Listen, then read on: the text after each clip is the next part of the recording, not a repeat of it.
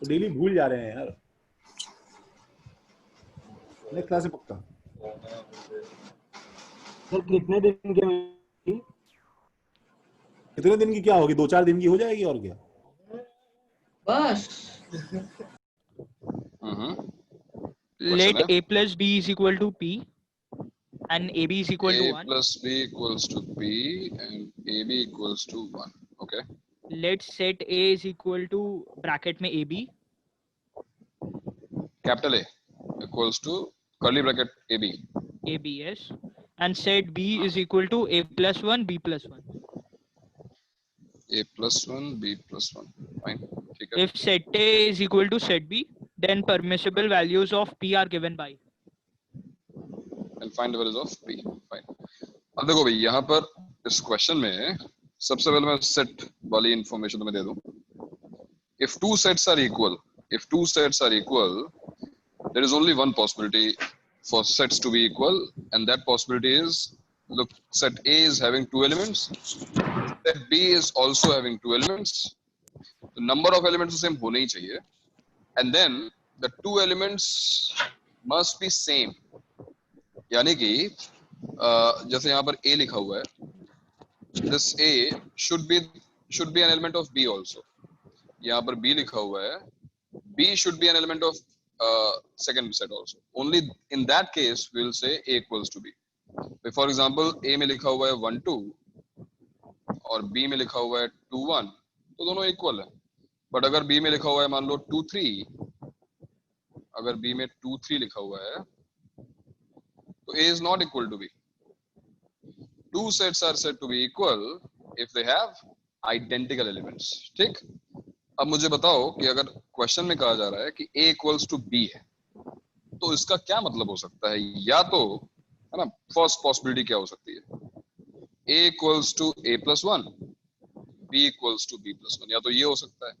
But you know this is not possible for any finite value, for any values of A and B, for any possible values of A and B.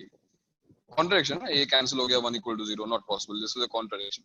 So this is simply not possible. But there is one more possibility, and that possibility says, suppose A equals to B plus 1 हो जाए, and first element here is equal to second element here, and second element B is equal to first element. Is this possible, you think? और देखते हैं. अगर ये possible है तो देखो फर्स्ट इक्वेशन से क्या आ रहा है, a minus b equals to 1.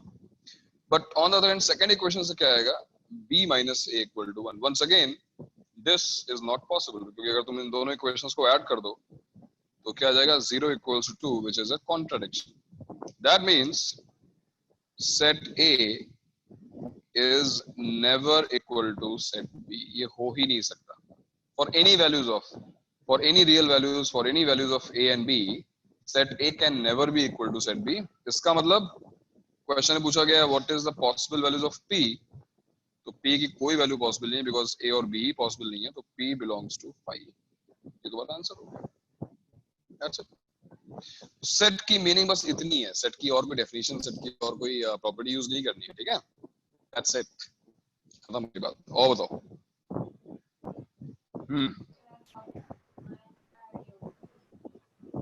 और कौन सा क्वेश्चन है? 170 में.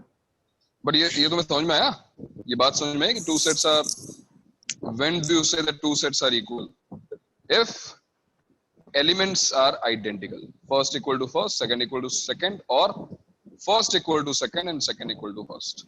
इसके अलावा कोई पॉसिबिलिटी है ही नहीं. हाँ भाई, 159 में भी सेट का क्वेश्चन है, वो सेम ही होगा, सेम ही क्वेश्चन है होगा. सर.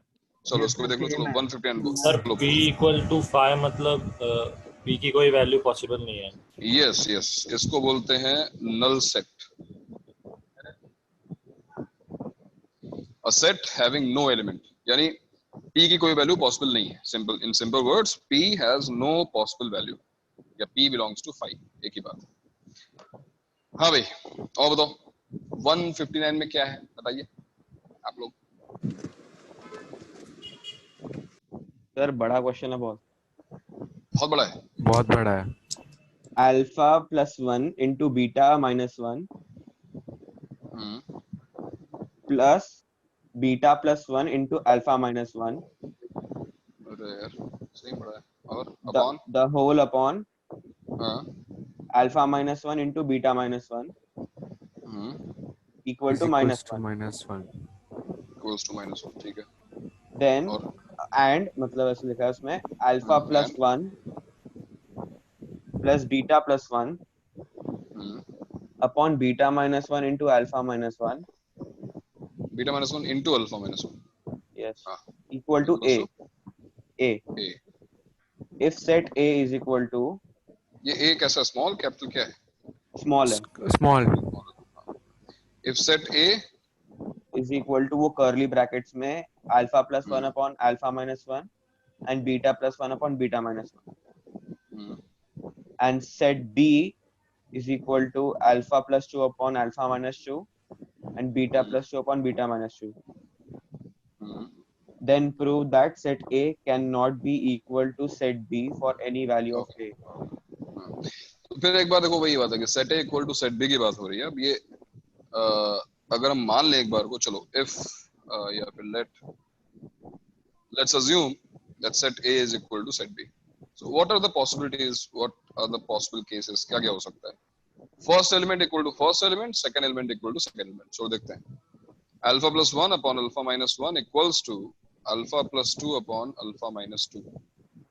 ठीक है ना? अब देखो इसको, अगर ये दोनों इक्वेट किए जाएं, अब तुम्हें याद होगा कि तुम क्रॉस मल्टीप्लाई भी कर सकते हो, लेकिन उससे बेटर है कॉम्पोनेंडो एंड डिविडेंडो, राइट? अगर हम कॉम्पोनेंडो अप्लाई करेंगे तो कैलकुलेशन जल्दी हो जाएगी। फॉर एग्जांपल देखो क्या होता है componendo and dividendo. Sum of numerator and denominator 2 alpha and their difference 2 equals to sum of numerator and denominator again 2 alpha and difference 4। इसको सॉल्व करोगे तो you will get 2 alpha equal to alpha, यानी कि alpha equals to 0, alpha equal to 0 आ जाएगा। and similarly look at case 2, case इसी में second element जो है, सेकंड एलिमेंट भी क्या है, beta plus 1 upon beta minus 1 equals to beta plus 2 upon beta minus 2, और यहाँ पर भी अगर हमने इसको इक्वेट कर दिया तो बीटा इक्वल्स टू 0 आ जाएगा। इसका मतलब ये हुआ कि अगर अल्फा और बीटा 0 हो जाए, है ना, if alpha equals to beta equals to 0, in that case set A can be equal to set B. ऐसा हो सकता है। अगर अल्फा और बीटा दोनों 0 हो जाएं तो ऐसा हो सकता है। But now come back to equation 1, ये जो दी हुई है, क्या अल्फा बीटा दोनों 0 हो सकते हैं? देखो ना, if alpha equals to beta equals to 0, substitute करो यहाँ पर फर्स्ट इक्वेशन में, कॉल दिस इक्वेशन 1। हाँ, अगर हम अल्फा बीटा दोनों को 0 करेंगे तो देखो ये क्या हो जाएगा, ये हो जाएगा -1, यहाँ पे देखो -1 और यहाँ पर +1। So -1 is -2 upon 1, this will become -2। और यहाँ पे क्या लिखा हुआ है, -1, there is a clear contradiction if alpha equal to beta equal to 0 by equation 1 -2 equals to -1 is a contradiction, so it is not possible, not possible। But this was only case 1, right? ये भी case 1 था। Case 1 में हमने क्या assume किया, first element equal to first element and second element equal to second element. अब suppose हम case 2 की बात कर लें, और केस 2 में क्या होगा भाई, केस 2 में क्या होना चाहिए, first element here is equal to second element here ना, alpha plus 1 upon alpha minus 1, alpha plus 1 upon alpha minus 1 equals to beta plus 2 upon beta minus 2। एक बार फिर जब भी तुम्हें इस तरह का एक्सप्रेशन दिखाई दे, यूज कॉम्पोनेंट एंड डिविडेंड। देखो ना, sum of these two is 2 alpha, difference is 2, sum is 2 beta, difference is 4। This implies 2 alpha equals to beta, 2 alpha equals to beta, and similarly second element alpha plus 2 upon alpha minus 2 equal to first element beta plus 1 upon beta minus 1, and simplified 2 alpha by 4 equals to 2 beta by 2, और यहां से आ जाएगा alpha equals to 2 beta. दोनों simultaneously सही होने चाहिए, correct होने चाहिए, है ना। 2 alpha equals to beta and alpha equals to 2 beta. अगर तुम इसको सॉल्व करो So 2 alpha equals to beta equals to, देखो second equation से alpha by 2 implies alpha equals to 0, और एक बार alpha equal to 0 आ गया तो beta equal to 0 आ जाएगा. Again alpha equal to beta equal to 0 हम देख चुके हैं, ऑलरेडी चेक कर चुके हैं, not possible. तो हमने प्रूव कर दिया कि भाई set A equal to set B कभी नहीं हो सकता. Set A can never be equal to set B. Done. ठीक है ना. तो ये वो क्वेश्चंस हैं, और सेट की केवल इतनी डेफिनेशन यूज करनी है. Two sets are said to be equal if all elements of set A are equal to all elements of set B. है ना. करस्पॉन्डिंग एलिमेंट सेम होने चाहिए. चलो और बताओ और क्या डाउट है. सर 170 में डाउट है. 170. क्या है question. if a is not equal to 0, find the values of parameter a for which one of the roots of the equation x squared minus x plus 3a is equal to 0 is double the root of the equation x squared minus x plus a is equal to 0. Plus A. Okay. तो देखो question ये है कि अगर मान लो इसकी root alpha है ना, one root of the second equation is alpha, तो 2 अल्फा, इसकी रूट 2 अल्फा है. करेक्ट. तो ये है क्वेश्चन कॉमन रूट्स पे ही बेस्ड, लेकिन अभी तुम्हें रियलाइज होगा जैसा मैंने कॉमन रूट्स में जो एटलीस्ट वन रूट कॉमन में जो डेरिवेशन किया था, एग्जैक्टली वही काम करो. 2 अल्फा इसकी रूट है, अल्फा इसकी रूट है, तो ये इसको सेटिस्फाई करेंगे और सेटिस्फाई कराते हैं. फर्स्ट इक्वेशन क्या बन जाएगी. 4 alpha square minus 2 alpha plus 3a equal to 0, और सेकंड इक्वेशन बन जाएगी alpha square minus alpha plus a equal to 0. And we are done. हो गया हमारा काम. बिकॉज अब देखो ना, यहाँ पर अल्फा है, यहाँ भी अल्फा है, यहाँ पे सिंपलीफाई करके हो जाएगा. सिंप्लीफाई कर लो, या फिर अपना जो कंडीशन डिराइव कर चुके हैं वो यूज कर लो. a1 c2 minus a2 c1 whole square equal to a1 b2 वो कर लो, या फिर अपना जो क्रेमर्स रूल था, क्रॉस मल्टीप्लिकेशन रूल, उससे स्टार्ट कर लो. देखो अल्फा स्क्वायर अपॉन, याद है ना cross multiplication rule, minus 2a और minus 2a minus of minus 3a, तो कितना हो गया. ये a हो गया शायद, चेक कर लेना एक बार. अल्फा अपॉन क्या आएगा. 3a into 1 minus 4a minus a, I think 3a minus 4a, और 1 अपॉन क्या आएगा भाई. 1 अपॉन आएगा माइनस 4 प्लस 2, माइनस 4 प्लस 2 है ना. सही है. Minus 4 plus 2 minus 2. तो यहां से क्या बढ़ो. नहीं बोला. क्या बढ़ाना है बे. कौन है. शौनक. नहीं अद्वैत. सर मैं नहीं. अद्वैत. तो ये हमारा देखो क्रेमर्स रूल है.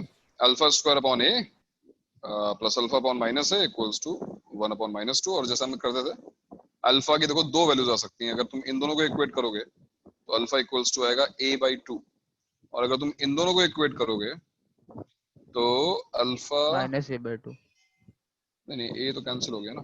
हाँ सर. a तो यानी एक तो यहाँ पे रूट ही आ गई है. अल्फा क्या जाएगा. Alpha square plus alpha equal to 0 if a is not equal to 0 ना. तो ऐसा लिख लो. जब तुम फर्स्ट टू एक्सप्रेशंस को इक्वेट करो ध्यान से, alpha square by a upon alpha upon minus a, इसको जब तुम इक्वेट कर रहे हो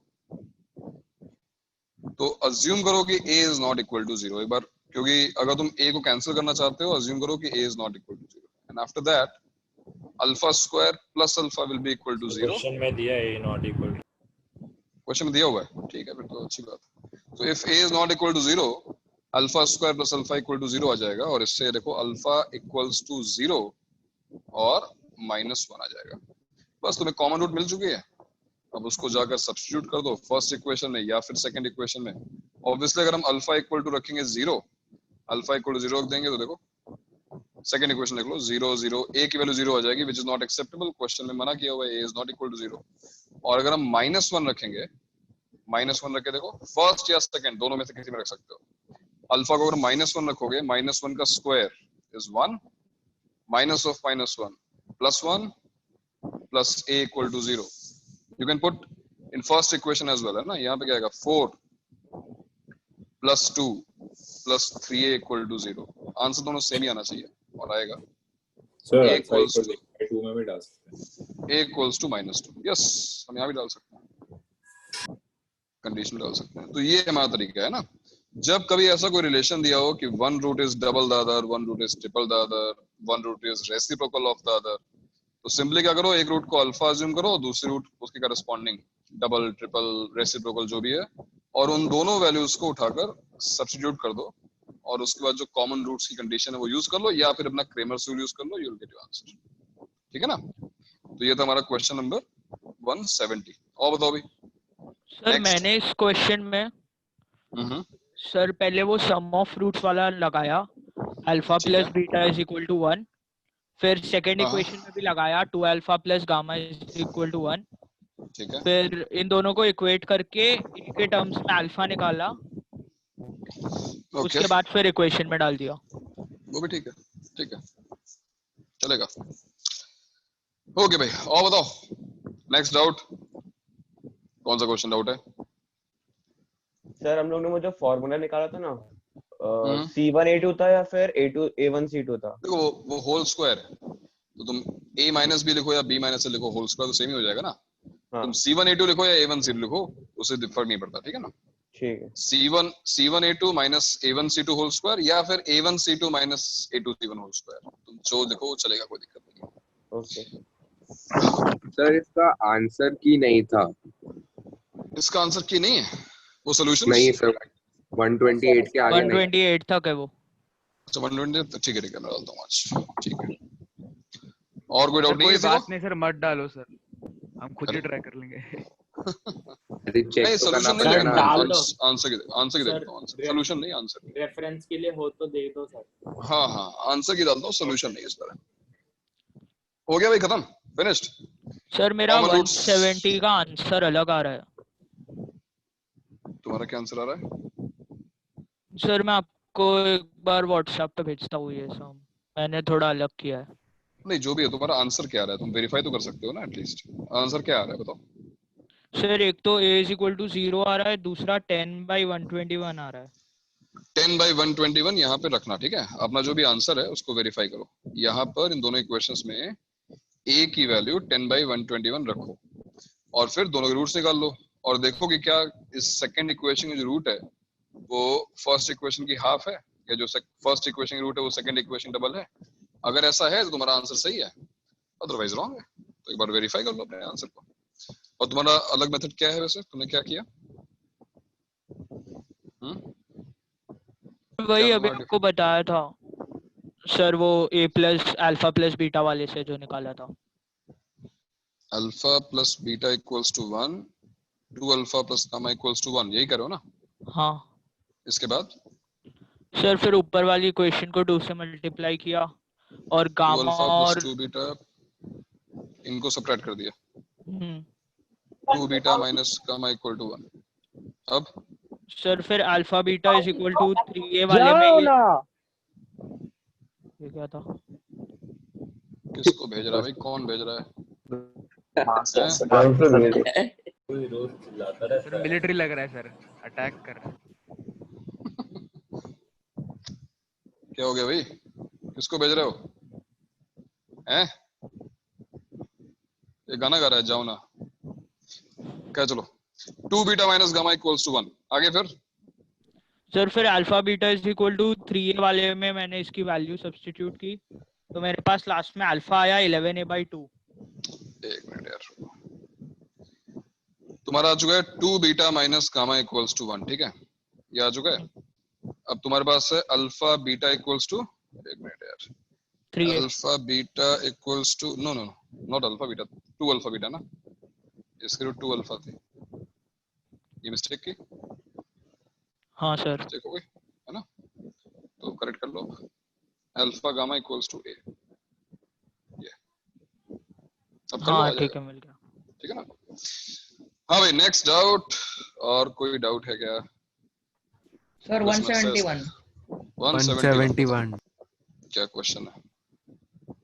question Find the condition that in the equations ax square plus bx plus c ax square plus bx plus c equals to 0 and a dash x square plus b dash x plus c dash equals to 0. A root of first be reciprocal of root of second. Reciprocal देखो reciprocal आ गया मतलब इसकी जो root है alpha है तो उसकी जो रूट है वो 1 बाय अल्फा है ना। तो जैसे मैंने कहा कि सबसे पहला काम तो वही करो, तुरंत यहाँ पे अल्फा और 1 बाय अल्फा को सब्स्टिट्यूट कर लो। First equation will become a alpha square plus b alpha plus c equal to 0 and call this equation 1. Second equation क्या बन जाएगी a dash upon alpha square b dash upon alpha plus c dash equal to 0. Simplify कर लो, LCM ले लो इसका। So this equation will transform to c dash alpha square plus b dash alpha plus a dash equals to 0. Call this equation 2. अब first equation देखो, second equation देखो और बिल्कुल ये वही चीज है। यहाँ पे अल्फा स्क्वायर है, यहाँ पे अल्फा स्क्वायर है, यहाँ पे अल्फा है और यहाँ पे अल्फा है। तो कॉमन रूट वाली जो कंडीशन थी उसको एग्जैक्टली तुम डाल सकते हो, बट ध्यान रखो कि इस बार कुछ चेंज हो गया। चेंज क्या हुआ कि यहाँ पे a1 a2 होता था लेकिन अब यहाँ पर a और यहाँ पे c डैश है। तो ध्यान से क्या थी हमारी कंडीशन?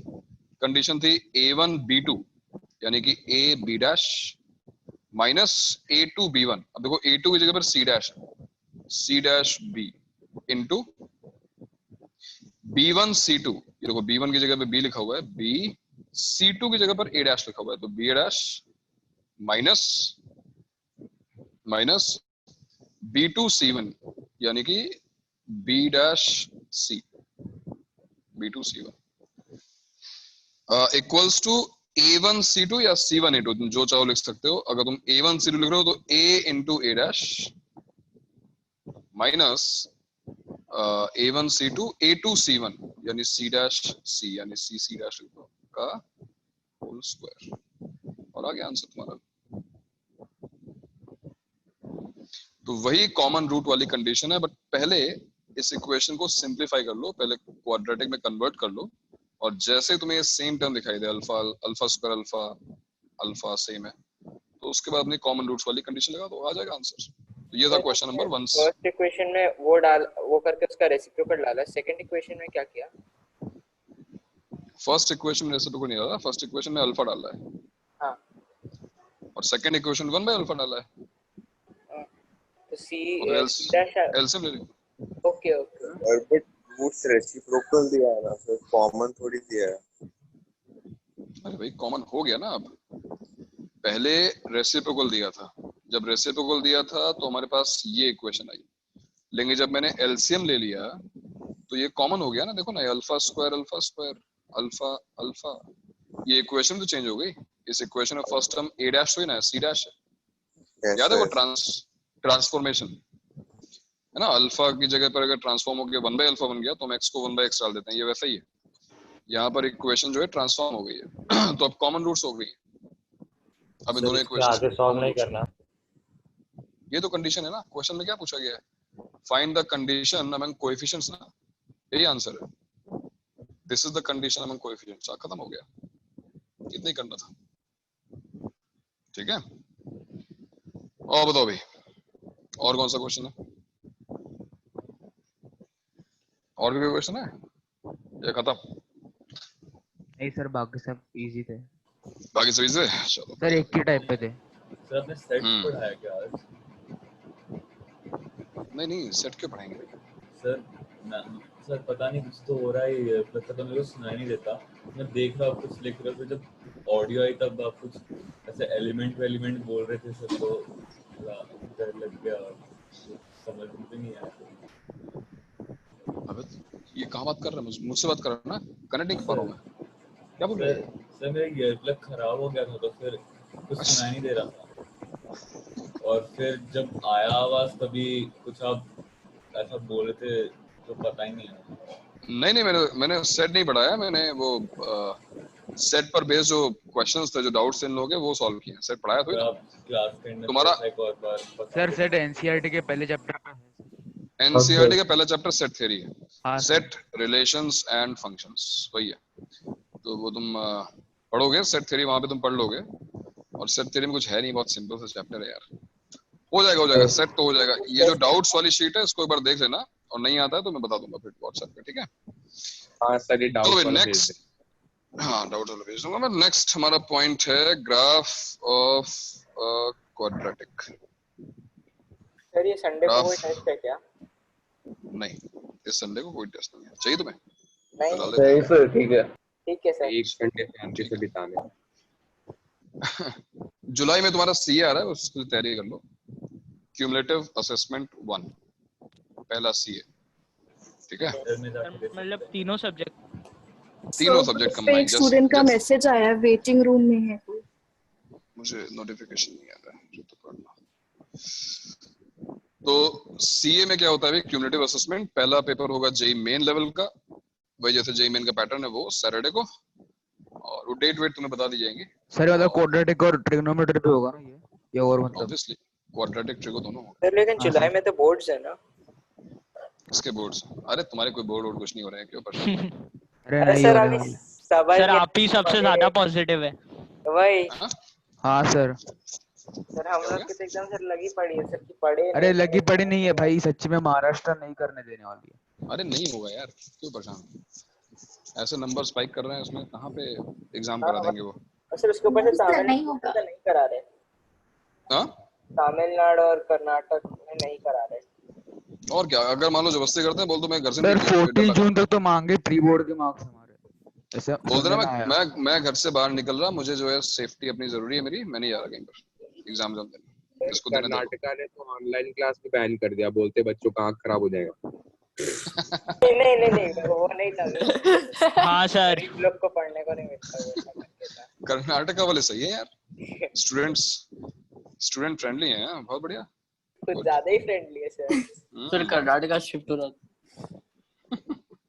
केवल ऑडियो क्लासेस चल सकती हैं, ये भी ठीक है, तुम सुनते रहो कुछ दिन रेडियो। बाद सर कान भी खराब सर लेकिन कुछ कॉन्सेप्ट फिर समझ नहीं आएंगे ना।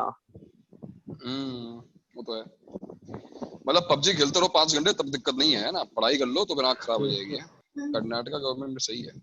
हाँ सर वो भी बैन करना तो पूरा अंदर तक आंख डाल के खेलते हैं।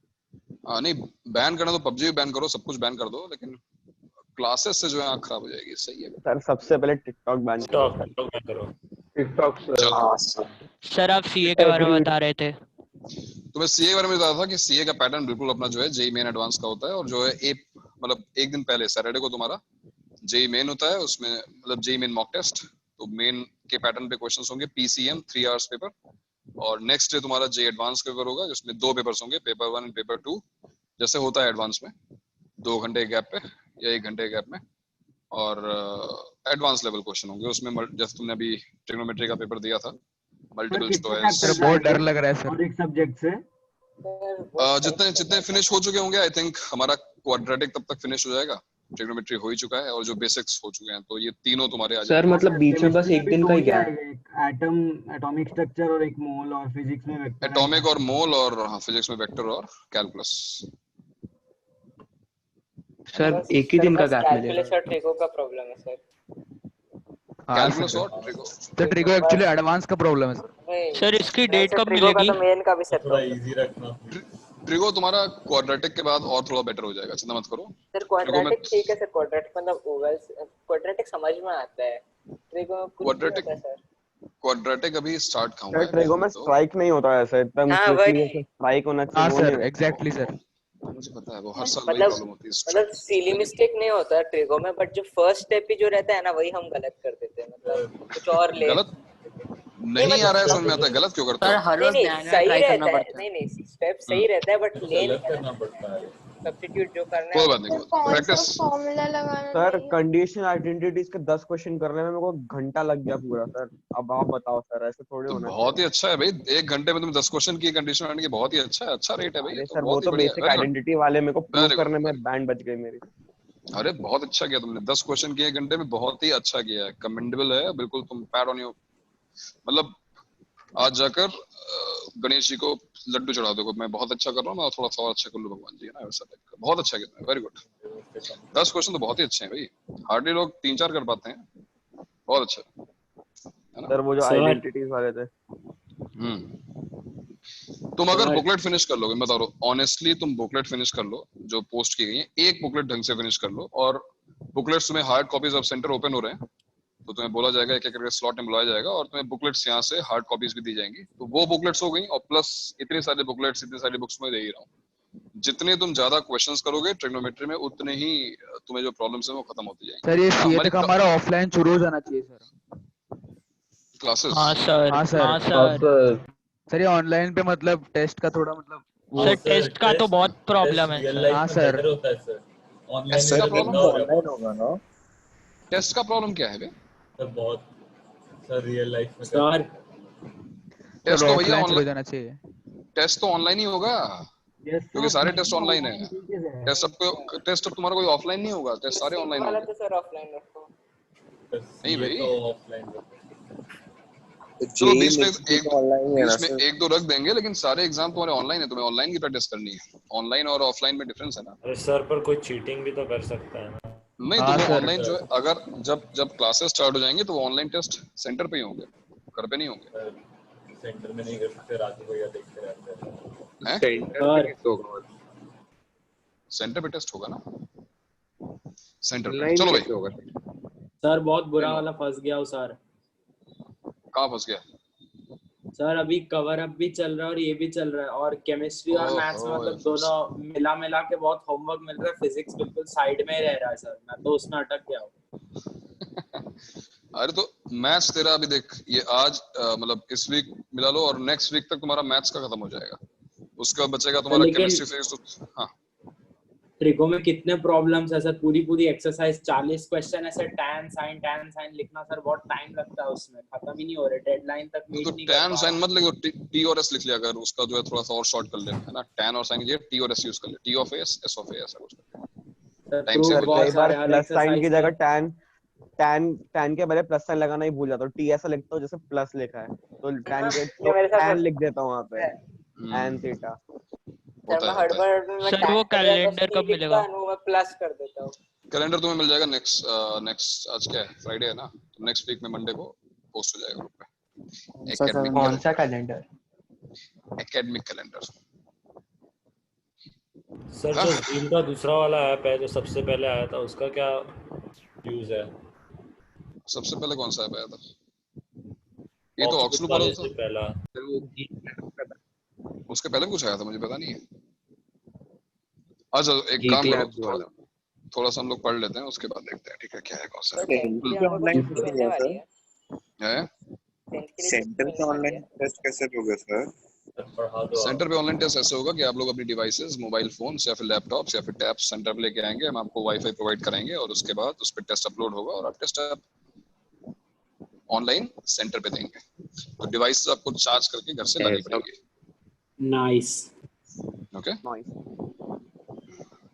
हम लोग को 10 की छुट्टी मिलेगी, मतलब 10th की छुट्टी? अरे मतलब बोर्ड्स का लेके, अगर नहीं होगा यार बोर्ड। सर अगर बोर्ड वगैरह वेट करने के लिए थोड़े छुट्टियां दे दो सर। अरे अगर बोर्ड, अरे छुट्टी, क्लास स्टार्ट नहीं, छुट्टियां चाहिए इसको, अभी तो लेट ज्वाइन किया इसने। सर 2-3 दिन दे दो, फिजिक्स पूरा बाकी है। अरे मिल जाएगा, तो देख क्यों परेशान हो रहा है, अभी बहुत आराम से चल रहे हैं, देख कितना स्लो चल रहे हो, तेरा कवर अप भी 2 दिन लगा हुआ है। सर अभी सर ये इतना, सर अब हम लोग इतना यही कर रहे हैं सर, 10th में वापस आने के मतलब लग ही नहीं रहा है सर, 10th में वापस आने के लिए मतलब कैंसिल हो जाना चाहिए सर। कैंसिल भी हो जाएगा और कुछ नहीं होने वाला है 10th का। अगर इन केस तुम्हें एग्जाम देना पड़ा तो उस टाइम पे वैकेशन मिल जाएगी, छुट्टी मिल जाएगी। कैंसिल। चलो भाई, ग्राफ ऑफ ए क्वाड्रेटिक और बस ओके। अब लेटर है ना, बाद में क्लास के बाद, पहले सुन लो। नेक्स्ट पॉइंट जो है बड़ा इंपॉर्टेंट है, और यहाँ से हम कह सकते हैं कि क्वाड्रेटिक अभी तक जो हमने पढ़ी ठीक है, 10th की तो नहीं थी, कुछ नई चीजें भी थी, बट कहीं ना कहीं 10th से रिलेटेड थी। Sum of roots, product of roots, finding roots of the equation, transformation भी अलजेब्रा की वो ट्रिक है जो मतलब बियॉन्ड 10 नहीं बोल सकते, 10th का ही तुम बोल सकते हो, थोड़ा सा ट्रिकी पार्ट था। लेकिन अब जो तुम पढ़ रहे हो वो कोर 11th की क्वाड्रेटिक है। ग्राफ अभी तक तुमने क्वाड्रेटिक की ग्राफिंग नहीं की होगी, तुमने फंक्शंस को ग्राफ बहुत कम किया है 10th तक, तुमने केवल स्ट्रेट लाइंस प्लॉट की है कोऑर्डिनेट ज्योमेट्री में। बट अब हम क्वाड्रेटिक का ग्राफ प्लॉट करने जा रहे हैं, है ना। जैसे अच्छा, व्हेन आई से graph of a quadratic, don't get confused with quadratic equation. For example, let's write a quadratic equation first. x square plus x minus 2 equal to 0. Now if I ask you to graph this equation, graph का मतलब होता है obviously वही coordinate geometry जिसमें हम x और y की values रखते हैं, पॉइंट्स कुछ रखते हैं, उनको ज्वाइन करते हैं. Now graphing a quadratic equation means what? अब हम इस इक्वेशन को अगर सॉल्व करेंगे, I will get two results, x equals to 1 और x equals to minus 2, right? तो graphing the quadratic equation मतलब graphing x equals to 1. क्या तुमने 10th standard में straight lines को plot किया है? Do you know how to plot x equal to 1? x equal to 1 को plot करो तो क्या आएगा? Yes sir. फिर वो parallel to y आएगा. Yes. 1,0, 1,1 एक ऐसी लाइन आएगी जिस पर वो सारे पॉइंट्स होंगे जिसका x कोऑर्डिनेट 1 है, and this line will be parallel to y axis और perpendicular to x axis. इस तरह की लाइन होगी. Similarly, x equals to minus 2, x equals to minus 2 will be another line passing through minus 2,0 and it is also a vertical line. So basically एक quadratic equation को अगर हमने plot किया, I will get two straight lines क्योंकि हर बार हमको दो roots मिलेंगे, हो सकता है इमेजिनरी मिले तो प्लॉट ना भी कर पाए हम इसको. तो it's not about plotting a quadratic equation. We do not want to plot a quadratic equation. We want to plot a quadratic expression. यानी instead हम देखो हम ये प्लॉट करना चाहते हैं. सबसे सिंपल लेते हैं y equals to x square. भाई obviously relation x और y के बीच में होना चाहिए ना. It is not x square equal to 0. It is y equals to x square. We want to plot the graph of a quadratic. और उसको plot करते हैं. Y equals to x square को plot कैसे किया जाए? First thing you must know this is not a straight line because अगर तुम्हें 10th standard में ठीक से पढ़ी हो coordinate geometry तो तुमने जो straight lines plot की होंगी उसमें तुमने notice किया होगा कि x और y की powers 1 होती हैं. It is always a linear equation in x and y. But here we have a second degree equation in x. It cannot be a straight line. अब ये क्या होगा? हाँ, ये क्या होगा? इसके बारे में तुम्हें बताया जाएगा, लेकिन सबसे पहले हम इसको प्लॉट करने की कोशिश करते हैं. और प्लॉट करने का हमारा तरीका वही है जो 10th में था. हम कुछ पॉइंट्स लेंगे और उन पॉइंट्स को ज्वाइन करेंगे. ये देखो, x coordinate, y coordinate. Let's start. Suppose मैंने x को रखा 0, तो y की वैल्यू क्या आ रही है? 0. x को रख दिया 1, तो y की वैल्यू क्या आएगी? 1. x को रख दिया -1, -1 का स्क्वायर अगेन +1. x को रख दिया 2, तो y equals to 4. x equals to -2, y equals to again 4, x equal to 3, 9 है ना. तो इस तरीके से हम कुछ पॉइंट्स अगर यहाँ पर रखें और ग्राफ को प्लॉट करने की कोशिश करें. चलो प्लॉट करते हैं. तो सबसे पहला पॉइंट हो गया 0,0. ये हो गया भाई ओरिजिन. नेक्स्ट पॉइंट है हमारा 1,1. ये पॉइंट हो गया 1,1 एंड -1,1. देखो सिमेट्री देखना, एक पॉइंट जैसा इधर है एग्जैक्टली वैसा इधर है. 1,1 -1,1. नेक्स्ट पॉइंट है 2,4. 2,4. ये पॉइंट कुछ यहाँ पे आ गया 2,4 एंड सिमिलरली यहाँ पर है -2,4. ये देखो -2,4. अब 3,9. चलो 3,9 कुछ आ जाएगा, ऊपर चला जाएगा. अब जरा इन पॉइंट्स को प्लॉट करो, तुम्हें दिख रहा होगा. इन पॉइंट्स को देख के समझ में आ रहा होगा कि स्ट्रेट लाइन तो नहीं बन रही है कंफर्म. थोड़ा कर्वेचर देते हुए इन पॉइंट्स को ऐसा ज्वाइन करो इस तरीके से, और इसको इधर से भी ज्वाइन करो. और ये जो तुम्हें ग्राफ मिला है ना, ये ग्राफ कंसिस्टेंट रहेगा इस पूरे चैप्टर में. This graph is called a parabola. क्या बोला? Parabola. क्यों बोला? क्योंकि इसका नाम पैराबोला है. तो इस ग्राफ को पैराबोला बोलते हैं. और एक्चुअली तुम कोई भी क्वाड्रेटिक एक्सप्रेशन ले लो, मैं तो बहुत सिंपल लिया, x स्क्वायर लिया. You take any quadratic expression, its graph will be a parabola. The graph of a quadratic will always look similar to this graph, जैसा ही बना है यहाँ पर. Fine. पैराबोला भी है ना? इससे एक डाउट है, वो बाद में आएगा. हाँ भाई. सर ऐसा होता है कि एक्सप्रेशन मतलब नॉट इक्वल टू जीरो और इक्वेशन मतलब इक्वल टू जीरो, ऐसा कुछ? हाँ ठीक है, इक्वेशन का मतलब इक्वल टू जीरो हो गया और एक्सप्रेशन का मतलब हो गया कि हमने उस चीज को किसी और वेरिएबल से इक्वेट कर दिया, y equals to that expression या fx equal to that expression.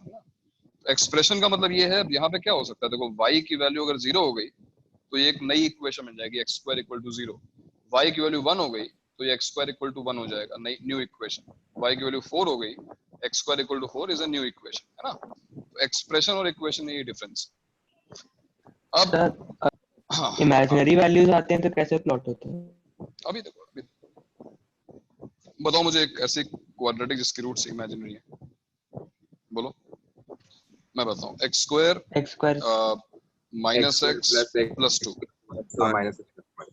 देखो ना, इसका जो डिस्क्रिमिनेंट है, इसका डिस्क्रिमिनेंट आ रहा है 1 माइनस 8 यानी कि -7 नेगेटिव। इसकी रूट्स तो 7 आएगा, इमेजिनरी, रूट्स इमेजिनरी है। अब इसको y से इक्वेट करो, y equals to x square minus x plus 2, और चलो उसको प्लॉट करने की कोशिश करते हैं। एक बार फिर हम वही अपनी टेबल बनाते हैं x और y की और देखते हैं कि इसका ग्राफ कैसा बनता है। चलो भाई कुछ वैल्यूज आने शुरू करो x और y की।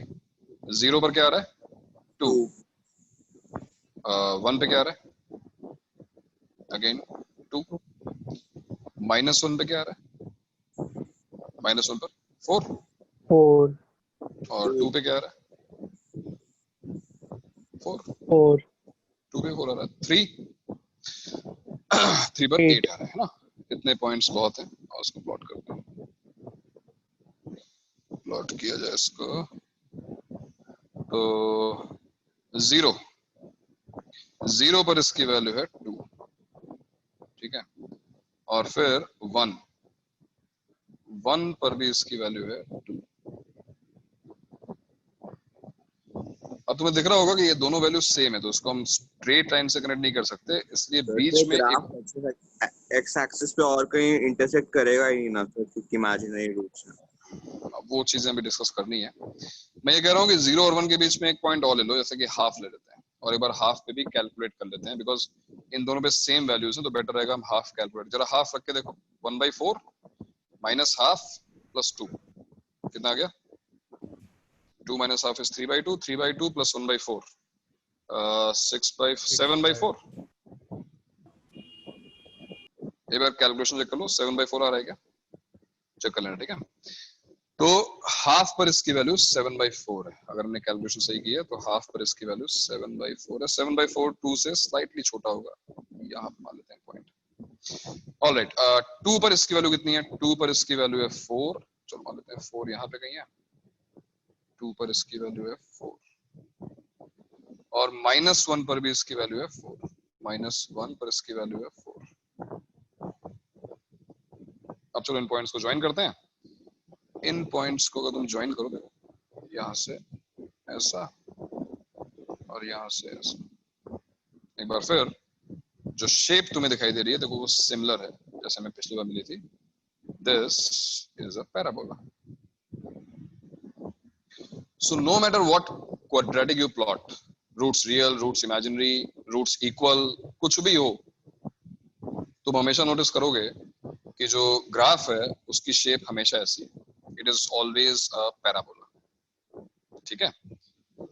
इस चीज को और अच्छे से देखने के लिए सर अगर पैराबोला एक्स एक्सिस को कट करता है तो कुछ तो रिलेशन होती है ना, वो भी आते हैं उसमें। अभी जितने पॉइंट्स पे कट करते हैं उतने रूट्स होते हैं। ये देखो भाई, ये मेरा फेवरेट ऐप है, बहुत मजा आता है इसमें।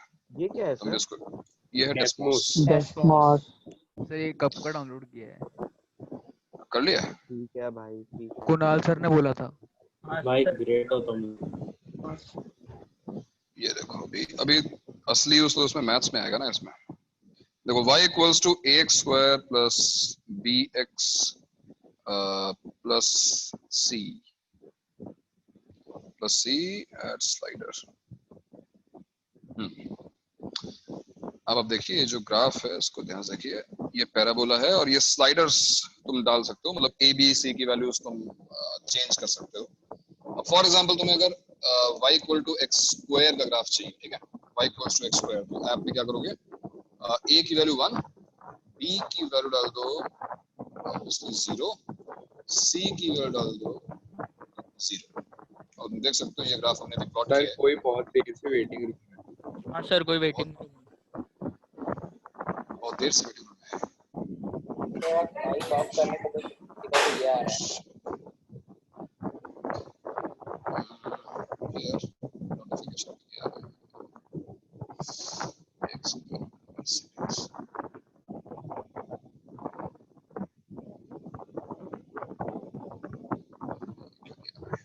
चलो तो देखा तुमने ये था y equal to x square का डिस्टर्बेंस आ रहा है। डिस्टर्बेंस आ रहा है। हाँ सर। हाँ सर। अभी अभी अभी अभी सर अभी भी थोड़ा थोड़ा आ रहा है। आ रहा है सर। तुम लोग हवा भी नहीं खाने दोगे यार। कूलर चल रहा है एक्चुअली, एसी खराब हो गया। चलेगा अब बताओ, सर, चला दो आप। अभी ठीक है? लेकिन कूलर ज्यादा अच्छी क्वालिटी का होता है। हैं? चलो इसका कूलर में डिस्कशन मजा आता है सर। हाँ बात क्या बात कर रहे हो? कूलर के अंदर कि कूलर के बाहर? बाहर मतलब मैं बचपन से कूलर में ज्यादा रहा हूँ एसी से, तो कूलर मेरा है तो सर वो कूलर के फैन में रहा हूँ सर, बहुत मजा आता है। फैन में रहा हूँ। तुम सबसे ज्यादा मजा कहाँ पे आता है? तुम्हें ये अंदर बाहर की सारी बातें करने बहुत मजा आता है। जैसे पढ़ाई की बात है, ओ नो कहाँ पढ़ाई की बातें शुरू है कि नहीं? जैसे ही थोड़ा बाहर निकलो एकदम मतलब मजा आना शुरू हो जाता है, सब पार्टिसिपेट करने लगते हैं। ओफ हाँ सर, है कि नहीं? सर यूनिटी देख रहे सर एक बात पूछो, अभी किसी का चेहरा नहीं देखा है, ऐसी यूनिटी है, समझ रहे हैं? हाँ पूछ लो सर आपका फोन कौन सर था? मैं 10 इतना मिनट मतलब नोट्स वगैरह सर रहना थोड़ी देर पहले चल रहा क्या है। पढ़ा है सर, मैं डिस्कनेक्टेड हो गया था। हम कूलर और एसी का अभी डिबेट कर रहे हैं। अभी कूलर सर मतलब 15 मिनट 20 मिनट नियरली से मैं आ ही नहीं पा रहा था। ए का वैल्यू 0 डाल के अरे देखो। रोशे मुझे व्हाट्सएप कॉल कर लिया कर यार एक बार, मुझे मतलब हल्की सी मिस कॉल दे दिया कर, समझ जाऊंगा कोई बाहर है। अच्छा मैं हम लोग जो है ग्राफ प्लॉट कर रहे हैं और देखो ये y इक्वल्स टू, ये ऐप है हमारी डेस्मोस और डेस्मोस पे हम ऐप ये ग्राफ प्लॉट कर रहे हैं। y equals to ax square plus bx plus c का ग्राफ है ये। When a equals to 1 b equals to 0 c equal to 0। तो ये देखो ये ग्राफ कुछ ऐसा दिख रहा है और इस ग्राफ को हम पैराबोला बोलते हैं। अब मैं चाहता हूं कि तुम लोग ढंग से मतलब डिटेल में, केवल ये नहीं कि पैराबोला का काम खत्म हो गया, इसको ढंग से ऑब्जर्व करो। हाँ भाई सर एक बार ए का वैल्यू 0 डाल के देखिए ना। ए का वैल्यू 0 डाल दो तो क्या हो जाएगा? y equal to 0, y equal to 0 मतलब x एक्सिस, लो डाल दिया ए का वैल्यू 0 हो गया। अच्छा तो y इक्वल टू 0 देखो x एक्सिस बन गया। a equals to 1। अब देखो सबसे पहला ऑब्जर्वेशन करते हैं। अगर हम a की वैल्यूज को चेंज करें देखते हैं कि इस पैराबोला में फर्क क्या पड़ता है। फॉर एग्जांपल अगर हम a की वैल्यूज को बढ़ाते हैं, मान लो हम a को बढ़ा रहे हैं, a को बढ़ा रहे हैं, a को बढ़ा रहे हैं, a को बढ़ा रहे हैं, तो क्या हो रहा है? पतला होता जा रहा है। हाँ वाई एक्सिस के के पास पास में जा रहा है। सर बहुत ज्यादा बढ़ा दिया तो स्लोप बढ़ते जा रही बहुत ज्यादा बढ़ा दिया तो बहुत ज्यादा श्रिंक कर जाएगा। लेकिन इसका रीजन क्या है पता है? मतलब a को बढ़ाने से ग्राफ पतला क्यों हो रहा है? क्योंकि सिंपल सी बात है कि यहाँ पर अगर a की वैल्यू बढ़ेगी तो x की किसी वैल्यू के लिए y की वैल्यू बहुत बड़ी आ जाएगी। For example y equal to x square और y equal to 10x square में डिफरेंस क्या है? y equal to x square 2 पर 4 देगा और y equal to 10x square 2 पर 40 दे देगा। ऑब्वियसली 2 पर उसकी वैल्यू y पे बहुत ज्यादा हो जाएगी तो ग्राफ श्रिंक कर जाएगा। तो a की वैल्यू अगर तुम बढ़ाओगे तो ग्राफ ऑब्वियसली श्रिंक करेगा, है ना? तुम्हें अगर तुमने a की वैल्यू कम करनी शुरू की, देखो चलो 1 से अब हम कम करना स्टार्ट करते हैं। अगर मान लो मैंने a की वैल्यू रख दी एक्स एक्सिस की तरफ, ऑब्वियसली देखो ये अब ये ग्राफ एक्सपैंड कर रहा है ना? ग्राफ थोड़ा बढ़ता जा रहा है और जैसे जैसे तुम इसको बढ़ाते कम करते करते 0 की तरफ ले जाओगे, सपोज तुमने 0 कर दिया तो अब बन गया तुम्हारा x एक्सिस, क्योंकि y इक्वल टू 0 बन गया। What if a is negative? अगर हम a को नेगेटिव कर दें, अब देखो अभी भी पैराबोला बन रहा है, फ्लिप हो जाएगा सर बस। लेकिन ये ग्राफ जो है पैराबोला जो है वो डाउनवर्ड हो गया, ये डाउनवर्ड फेसिंग हो गया। कोई बता सकता है कि क्यों ऐसा हुआ? व्हाट आई मीन टू से, वापस हम लोग इसी पे आते हैं नोट्स पे। और मैं ये कह रहा हूं कि अगर हम प्लॉट करें graph of y equals to let's say y equals to minus x square, अगर हम y equals to minus x square graph plot करेंगे और प्लॉट करते हैं 0 पर इसकी वैल्यू 0 होगी, 1 पर इसकी वैल्यू -1 होगी, -1 पर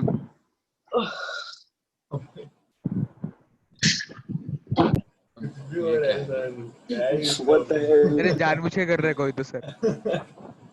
सर लोग पगला गए। सर लॉकडाउन में अगलाइयां हो रही हैं। उत्कर्ष सर कल क्या महीनों कर रहा है बाद उत्कर्ष? भागा हूँ सर। सर मैं थोड़ी था। हाँ तो ही था, मुझे पता है। सर मैं तो हंस रहा था। अच्छा, हाँ 2 पर इसकी वैल्यू हो गई -4 और -2 पर इसकी वैल्यू हो गई -4। तो इसको देखो तुम ज्वाइन करोगे और ऑब्वियसली तुम्हें डाउनवर्ड एक पैराबोला ऐसा मिलेगा। अब ये डाउनवर्ड मिल रहा है वो अलग बात है। ऑब्वियसली यहाँ पर a की वैल्यू -1 है और इन सारे केसेस में a पॉजिटिव है, a इक्वल्स टू 1 है, जो हमने ऐप पे भी देखा। कोई इसका रीजन बता सकता है, इसका लॉजिकल एक्सप्लेनेशन क्यों ऐसा हो रहा है? जब a पॉजिटिव है तो ये हेडिंग अपवर्ड है, ऊपर जा रहा है, ये भी ऊपर जा रहा है, बट जब a नेगेटिव है तो ग्राफ डाउनवर्ड क्यों जा रहा है? क्योंकि वो कार्टेशियन कोऑर्डिनेट सिस्टम वाला ये जो हम कन्वेंशनल देते हैं कि नीचे नेगेटिव है ऊपर पॉजिटिव है। ये कोई कन्वेंशन नहीं है, ये कोई सर कन्वेंशन y नहीं भी नेगेटिव हो जाएगा ना तब। हाँ तो y तो नेगेटिव यहाँ भी हो सकता है ना, उसमें क्या है? मान लो किसी पर्टिकुलर वैल्यू के लिए y नेगेटिव आ जाए। क्वेश्चन ये है कि x हमेशा नेगेटिव है। ये तो इस क्वाड्रेटिक में x हमेशा, मतलब x की वैल्यू डालने पर y हमेशा नेगेटिव आ रहा है। तुम किसी भी क्वाड्रेटिक में देखो, चलो एक और देख लो, एक और इसमें ऐप भी देखो।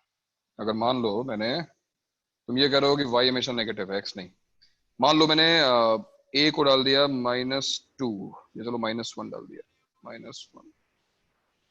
b को हमने बहुत बड़ा कर दिया, b मान लो हो गया 5। c को बहुत बड़ा कर दिया, c भी हो गया मान लो 5।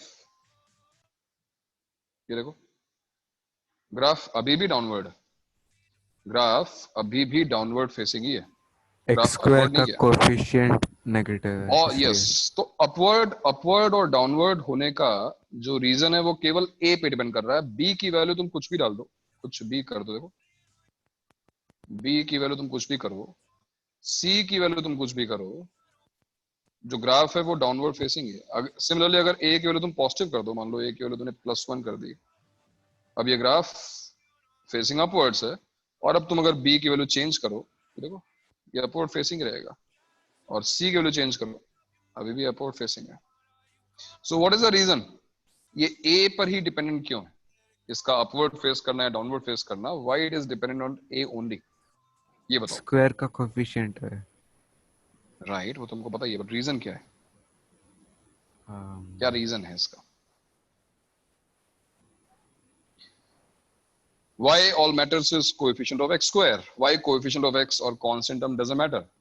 सर इसमें हम लोग सोल्यूशन के रिलेशन में नहीं दे सकते ना, लाइक x इक्वल टू नहीं यार, obviously x equal to something के लिए देना पड़ेगा। डाउनवर्ड फेसिंग या अपवर्ड फेसिंग का मतलब क्या है? इसका मतलब ये है कि ये this graph is going to +∞ and this graph is going to -∞। This graph is going to heaven and this graph is going to hell, assuming. तो क्यों ऐसा हो रहा है? Why this is going to -∞?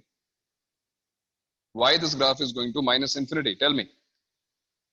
और कब जाएगा -∞ को? जब तुम रखोगे x को infinity, when x is a very very large value। देखो ना, जब तुम x को बहुत बड़ी वैल्यू दोगे, suppose x is 1000, x is 10,000, it's not infinity but take an example, मान लो 100 डाल दिया, 100 square is a very large value, और बाहर लगाया माइनस, हो गया ना छोटा, आ गई ना नेगेटिव वैल्यू बहुत छोटी, तो गया ना ये -∞ को।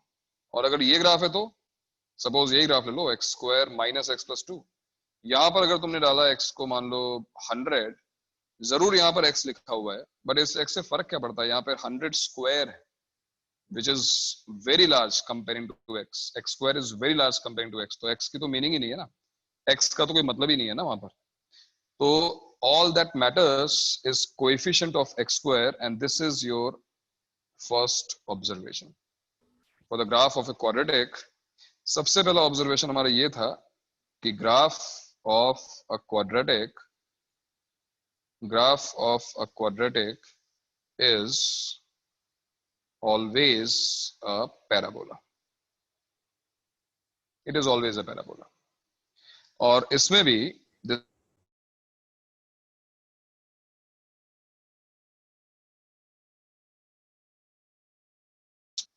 if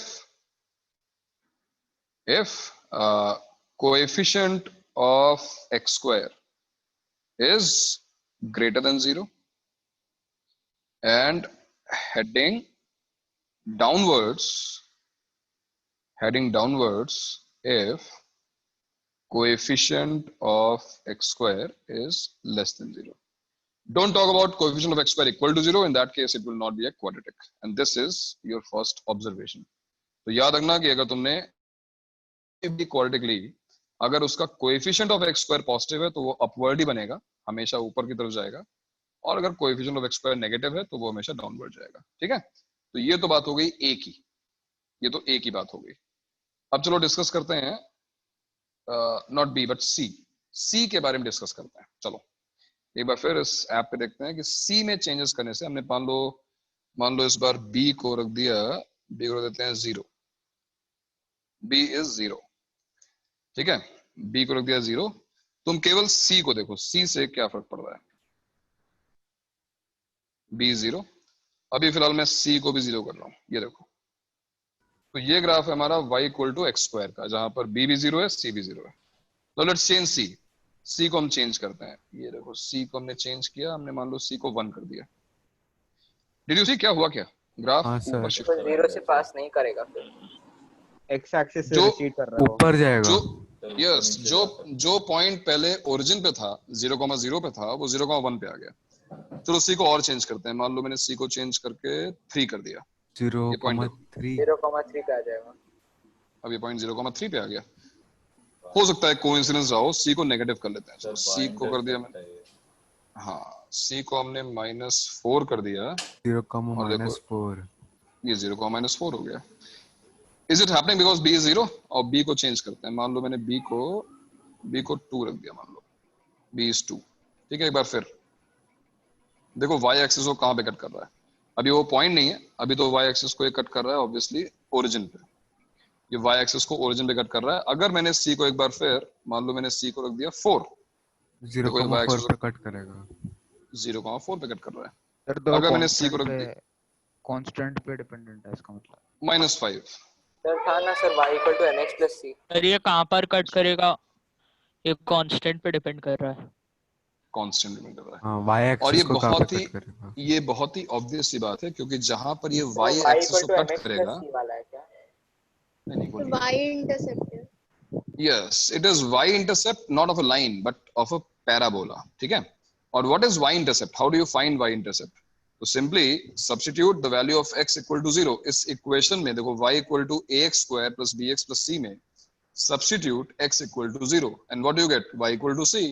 तो हमेशा जो y इंटरसेप्ट है वो c ही तो होना है. So no matter what is the value of a, what is the value of b, कुछ भी डाल दो, जो c की वैल्यू होगी एग्जैक्टली उसी पॉइंट पर ये कट करेगा y एक्सिस को. देखो 0,-5 and this is going to be your second observation, second point on the graph. For the graph second point क्या है कि it cuts y-axis at 0, c. Always it cuts y-axis को एक cut हमेशा करेगा and it will cut y-axis at 0, c. क्यों भाई? ठीक है ना? क्लियर हो गया? आओ फिर आगे चलते हैं. अब ये y-axis को तो कट कर रहा है. ठीक है, मान लिया भाई y-axis को इसने कट कर लिया. अब डिस्कस करते हैं कि ये x एक्सिस को कहां पे कट करता है. और देखते हैं. हम एक बार फिर पैराबोला एक अच्छा सा लेते हैं, जो इक्वेशन जो हमको पता है, x² + x - 2. अब जरा नोटिस करो कि ये कहां कट कर रहा है x एक्सिस को. ये देखो, ये पॉइंट क्या है? 1,0 और ये पॉइंट है -2,0. Is there anything special? 1,0 -2,0. 1 और -2 उसके सर रूट से वो कट रहा है. x² + x - 2 = 0 के रूट्स हैं 1 और -2. तो इज दिस अ कोइंसिडेंस या फिर ये हमेशा होने वाला है? हमेशा होने वाला है. सर होता है ना सर, जो पॉइंट पे कट करता है वो रूट्स होता है. और ये इसलिए होता है बिकॉज एक्स एक्सिस को कोई ग्राफ जहां पे कट करता है वहां पे y 0 हो जाता है। तो देखो ना, अगर तुम इस इक्वेशन में y को 0 रख दोगे, you will get back to quadratic equation ax square plus bx plus c equal to 0। तो ऑब्वियसली x की वैल्यू क्या आएगी, जो उस इक्वेशन की रूट्स हैं। तो पैराबोला हमेशा एक्स एक्सिस को उन्हीं पॉइंट्स पे कट करेगा जो उस क्वाड्रेटिक इक्वेशन की रूट्स हैं। Let's take another example, x square minus 3x, minus 3 कर दो उसको, माइनस 3x सर प्लस अगर 2। x को कट ही ना करे तो मतलब अभी कर, अभी डायरेक्ट देखते y हैं। पे कट करे। नो रियल रूट्स शायद से। ये देखो, ये पॉइंट आ गया 1, 2 बिकॉज जो हमारी क्वाड्रेटिक है वो है x square minus 3x plus 2। What if roots are real but equal? Roots are real but equal. For example एक ही पॉइंट पे कट एक ही करेगा। पॉइंट पे कट करेगा। x square minus 2x plus 1। ये देखो, एक ही इस पॉइंट बार पे जो कट। पैराबोला बना है वो x एक्सिस को don't say cuts but touches. It touches x axis at only one point, obviously एक पॉइंट है। और वो ऐसा इसलिए हो रहा है बिकॉज इस क्वाड्रेटिक की केवल एक ही रूट पॉसिबल है, and that root is 1, right. तो अगर दो रियल रूट्स हैं, if we have two real roots, तो parabola cuts at 2 points. If we have one real root, I mean equal roots वाली कंडीशन में, तो it touches. And let's take a quadratic whose roots are not real. For example, x square plus x, b को 1 डाल दो, plus 1. x square plus x plus 1 का देखो ना, जो डिस्क्रिमिनेंट है 1 minus 4 minus 3 है, roots are not real. Obviously, parabola should not cut x-axis, क्योंकि पैराबोला अगर x-axis को कट करेगा या टच करेगा तो उसका मतलब roots are real. So parabola is not cutting और टचिंग। देखो ना, अगर तुमने a को -1 डाल दिया, a को -1, b को +1 रहने दो, c को -1। एक बार फिर, ये कौन सी क्वाड्रेटिक है? -x square plus x minus 1. If you multiply by -1, it is actually x square minus x plus 1. Once again, a quadratic having imaginary roots. Parabola is not cutting or touching x-axis. So what is our third observation? And this is an important observation. इसको ध्यान रखना भैया, जो हम लिखने जा रहे हैं। तो थर्ड पॉइंट हमारा क्या होगा यहाँ पर? थर्ड पॉइंट होगा if ax square plus bx plus c equal to 0 has two real and distinct roots. That is, discriminant greater than 0, parabola cuts x-axis at two distinct points, and which are alpha comma 0 and beta comma 0. तो कोई भी parabola अगर तुम्हें cut करता हुआ दिखाई दे रहा है एक्स एक्सिस को, तो समझ जाओ कि उसकी जो इक्वेशन है उसके रियल रूट्स हैं, उसका डिस्क्रिमिनेंट जो है greater than 0। Similarly if d equals to 0, यानी अगर इक्वल रूट्स हैं, this implies parabola touches x axis at जो भी रूट है उसकी alpha comma 0, and if discriminant is negative, if d is less than 0, parabola doesn't cut or touch x axis।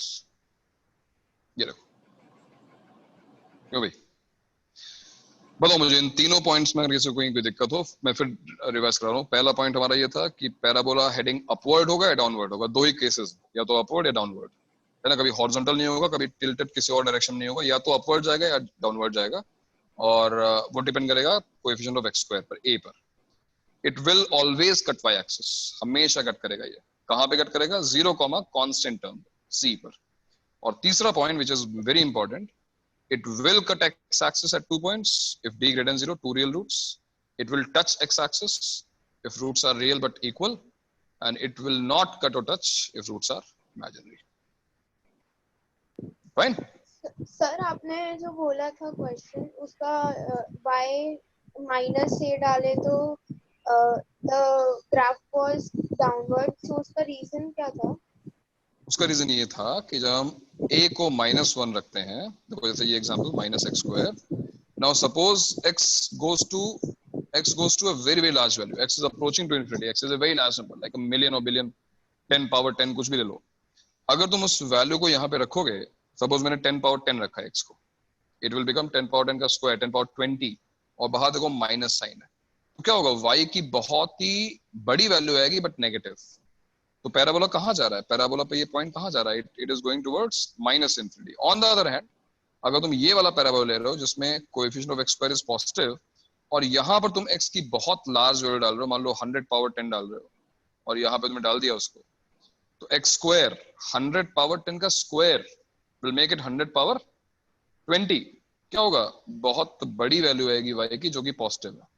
तो reason इसका ये है कि जो x स्क्वायर वाली टर्म है वो डोमिनेटिंग टर्म है, x स्क्वायर वाली टर्म x से बहुत बड़ी है, अगर x की वैल्यू एक्चुअली मैग्नीट्यूड में बड़ी है, और x स्क्वायर की वैल्यू जो है वो कांस्टेंट टर्म से तो वैसे भी कंपैरेटिवली बड़ी है, कांस्टेंट टर्म तो दोनों में सेम ही रहेगी, है ना। तो all that matters is x square. x square का जो कोएफिशिएंट है वो डिसाइड करता है कि वो हेडिंग अपवर्ड जा रहा है यानी प्लस इनफिनिटी को जा रहा है, या फिर हेडिंग डाउनवर्ड जा रहा है यानी कि माइनस इनफिनिटी की तरफ जा रहा है। सर अगर सर इधर हम x को कुछ भी ले सकते हैं, मतलब कॉम्प्लेक्स इमेजिनरी भी ले सकते हैं? नहीं नहीं नहीं, ये केवल जो हम प्लॉट कर रहे हैं ये केवल रियल वैल्यूज के लिए, x is real, y is real, है ना, इमेजिनरी नहीं। ये जो हम प्लॉटिंग कर रहे हैं वो केवल रियल x एक्सिस और रियल y एक्सिस पे। हाँ, अगर हमें बताना है कि ये ग्राफ ऊपर की तरफ है या नीचे की तरफ है, तो उसके लिए y का जो साइन है वो प्लस होना चाहिए ना। y नहीं भाई, x स्क्वायर के कोएफिशिएंट का। अगर हम माइनस कॉमन ले लेंगे पूरे एक्सप्रेशन में से और उसको उससे y क्या की फर्क तरफ, पड़ेगा, उससे क्या फर्क पड़ेगा, माइनस कॉमन लोगे तो भी तो x स्क्वायर का कोएफिशिएंट तो माइनस ही रहेगा ना। अगर तुम कॉमन ले लेंगे और उसको दूसरी साइड ले जाएंगे तो अरे प्लस हो जाएगा ना। जो हम पैराबोला ड्रॉ कर रहे हैं वो y इक्वल्स समथिंग है, minus y equal to something थोड़ी ना है। अब तुम उसको y को माइनस y कर दोगे तो फिर बात अलग है, y को माइनस y कर दोगे तुम y का साइन देखो फिर। लेकिन बेटर है कि तुम उसको y रहने दो, y को चेंज मत करो, जो राइट हैंड साइड में एक्सप्रेशन है उसमें माइनस कॉम मत लो, कुछ करो मत, केवल तुम कोएफिशिएंट ऑफ x स्क्वायर को ऑब्जर्व करो। अगर तुम उसको पॉजिटिव बनाना चाहते हो माइनस से मल्टीप्लाई करके, तो फिर तुम्हें चेंज करना पड़ेगा अपना ऑब्जर्वेशन, फिर तुम y का साइन देखोगे, y प्लस है कि माइनस है, क्या लिखा हुआ है वो देखना पड़ेगा, लेकिन ये नहीं किया जाता है, ठीक है ना। सर ऐसा मत मैथ्स में कोई z एक्सिस का यूज होता है? बिल्कुल बिल्कुल, 3D पढ़ेंगे अभी ना, और z axis vector y 3D square सब रहता है तभी। y स्क्वायर z एक्सिस का मतलब है थर्ड डायमेंशन, जो कि तुम वेक्टर्स पे भी थोड़ा बहुत पढ़ रहे होगे। ये वेक्टर 3D 12th में पूरा चैप्टर है हमारा मैथ्स में, तब तुम इसको कॉम्प्रिहेंसिवली कवर करोगे, ठीक है। सर मैथ्स में भी वेक्टर है। सर ये आपका नाम क्या है? डेस्मोस। सर ये डेस्मोस में 3D ग्राफ्स का होता है? मेरे ख्याल से अलग है, जियोजेब्रा है, वोल्फ्राम है, उस पे भी होता है, डेस्मोस पे भी है। सर मैंने सुना था कि कोऑर्डिनेट ज्योमेट्री से बहुत बकवास होती है ऐसे। क्या? सर वो बोल रहे कोऑर्डिनेट ज्योमेट्री बकवास। अरे भैया कोऑर्डिनेट ज्योमेट्री बहुत सुना है बातों पे ट्रस्ट नहीं करना चाहिए, पूरी मैथ्स बहुत ही इंटरेस्टिंग है, ध्यान से पढ़ो बहुत मजा आएगा। ये जो तुम पैराबोला सुन रहे हो, अच्छा तुम मुझे बताओ कि तुमने पैराबोला कहाँ देखा है अपने आसपास? तुमने क्या अपने आसपास कोई पैराबोला देखा? एक क्लास में पूछा, उसने कहा टंग क्लीनर, तो टंग क्लीनर जो है वो पैराबोला नहीं है, ठीक है। सर पैराबोलिक मिरर है, मैंने पैराबोलिक मिरर कहाँ देखे भाई? सुना है सर। तुमने सुना है? मैं तुम्हें बताता हूँ तुमने कहाँ देखे हैं, तुमने देखा है? सर जब हम लोग बॉल फेंकते हैं और उसको कैच करते हैं, वो मोशन भी तो पैराबोला हो सकता है। अरे वो प्रोजेक्टाइल मोशन है भाई। अगर तुमने हाँ प्रोजेक्टाइल मोशन, अगर तुम बॉल फेंकते हो कोई दूसरा बंदा कैच करता है तो वो पैराबोला है, अगर तुमने थ्रो करके तुमने ही कैच किया है तब तो वो स्ट्रेट लाइन होगी। हाँ तो वो प्रोजेक्टाइल अब वो तुम फिजिक्स में प्रूफ करोगे, फिजिक्स में उसको प्रूफ दिखाया जाएगा। मैं तुम्हें बताता हूँ ज्यादा मतलब रियल लाइफ एग्जांपल्स जो क्लोजली तुम ऑब्जर्व कर सकते हो। आज की डेट में तुम्हारे पास कार है, बाइक है, उसमें जो हेडलैम्प्स होते हैं ना, हेडलाइट्स होती हैं, उसके पीछे जो मिरर होता है, मिरर वो पैराबोलिक शेप में होता है। सर आधा कटा हुआ जायंट व्हील, आधा कटा हुआ जायंट व्हील। ये इसको ऑब्जर्व कहाँ किया भाई? सर वो स्केटबोर्ड वाला नहीं कुछ किया, होता है मैं ना बोल रहा हूँ। सर आधा खाया हुआ डोनट। सर उस GTA जी San हाँ। Andreas भाई उसका रीजन है वो मैं जो बोल रहा हूँ ना, उसकी शेप केवल पैराबोलिक नहीं है। Sir rainbow, sir rainbow. Sir आधा मेंदू वड़ा। अबे मतलब आधा जो भी सर्कल दिखाई दे वो पैराबोला हो गया, कुछ नहीं। सर लेकिन तो रेनबो सुनो, होता है क्या? आधा मेनू अरे यार बात तो सुन लो, मैं जो बता रहा हूँ सुनो मेरी बात। मैं क्यों बोल रहा हूँ हेडलैम्प का जो मिरर है वो पैराबोलिक होता है, बिकॉज पैराबोला की एक प्रॉपर्टी होती है, पैराबोला के पास एक फोकस होता है। अब वो तुम बाद में पढ़ोगे कोऑर्डिनेट ज्योमेट्री में।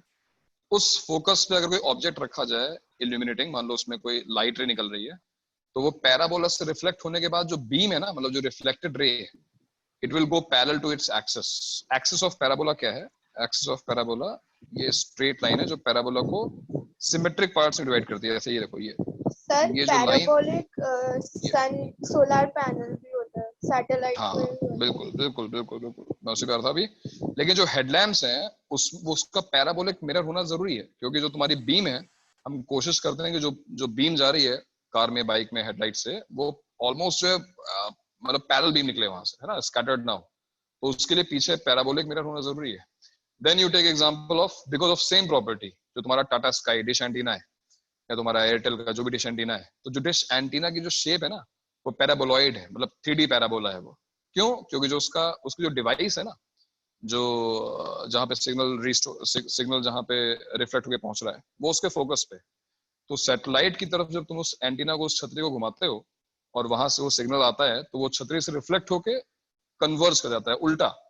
जो हेडलैम्प में हो रहा है, हेडलैम्प में क्या हो रहा है, लाइट लगी हुई है फोकस पे, उससे लाइट रिफ्लेक्ट होके पैराबोला से, और बीम जो है पैरेलल टू द एक्सिस जा रही है।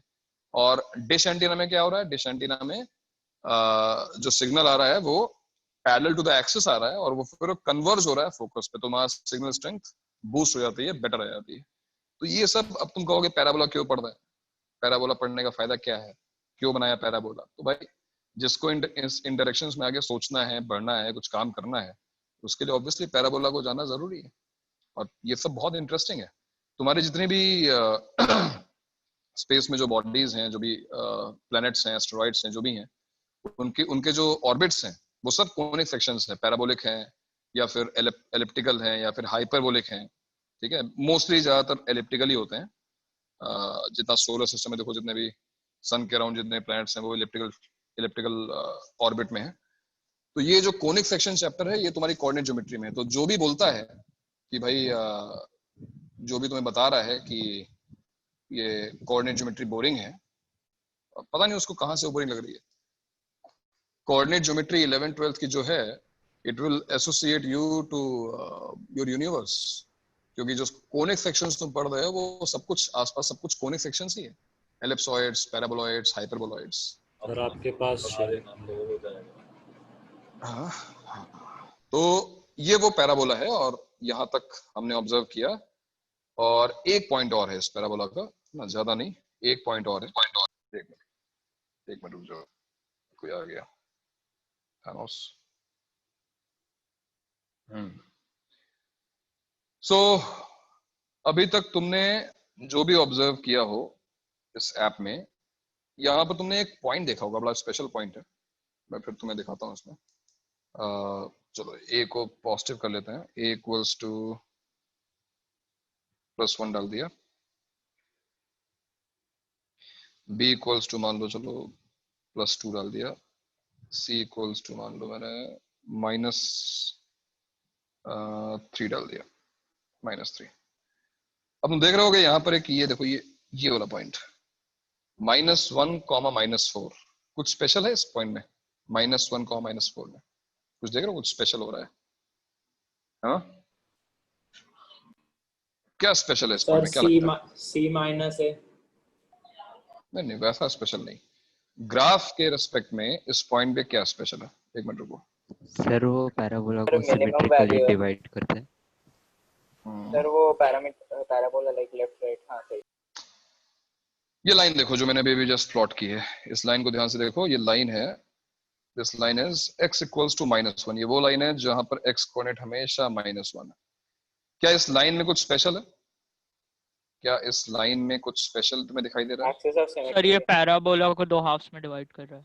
यस, ये पैराबोला को दो सिमेट्रिकल पार्ट्स में डिवाइड करता है, and that's why this is called axis of symmetry. For every parabola there is an axis of symmetry, and look at the point of intersection with parabola.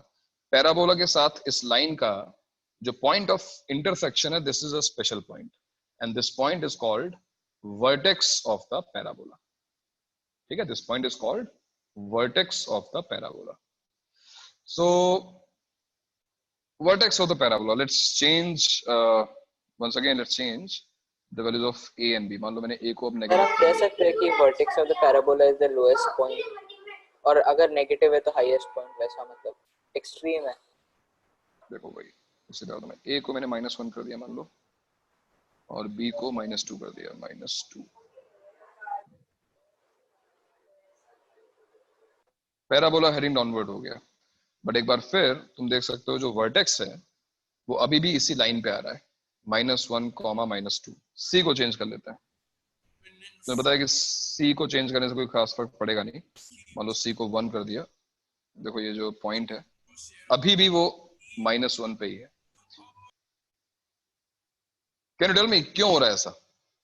I mean क्यों इसका vertex उसी line पे आ रहा है हमेशा? ऐसा इसका reason क्या है? मैं C को कहीं भी ले जाऊं, देखो C को मैं कहीं भी ले जाऊं, ये जो पॉइंट है वो उसी लाइन पे रहेगा। जो एक्सिस ऑफ सिमेट्री वो चेंज नहीं हो रही है,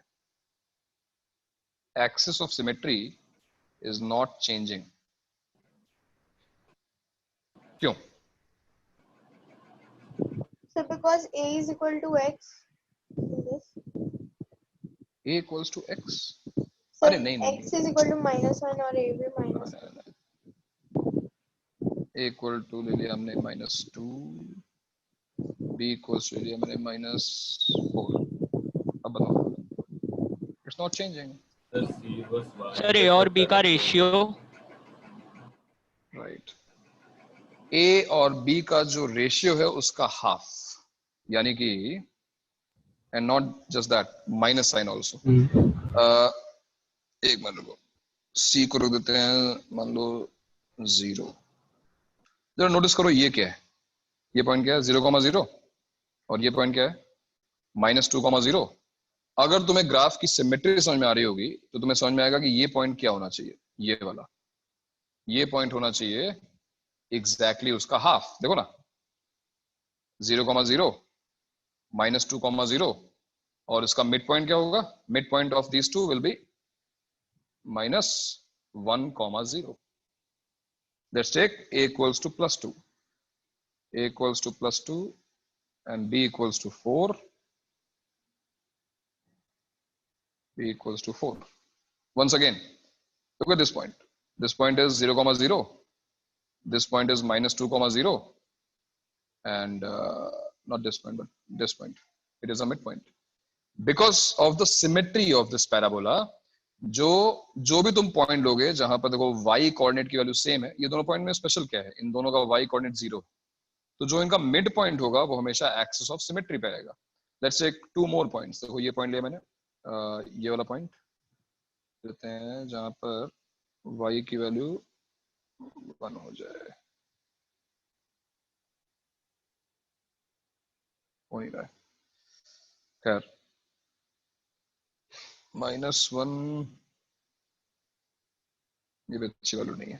खैर y की वैल्यू जहां भी देखो सेम हो जाएगी, ये 3 के आसपास है ना, -2.58 आसपास है उसके, -2.58, 2.993। वापस देखो y की वैल्यू जहां पर 2.998 के आसपास है, ये देखो 0.58। तो यहाँ पे क्या था? यहाँ पे था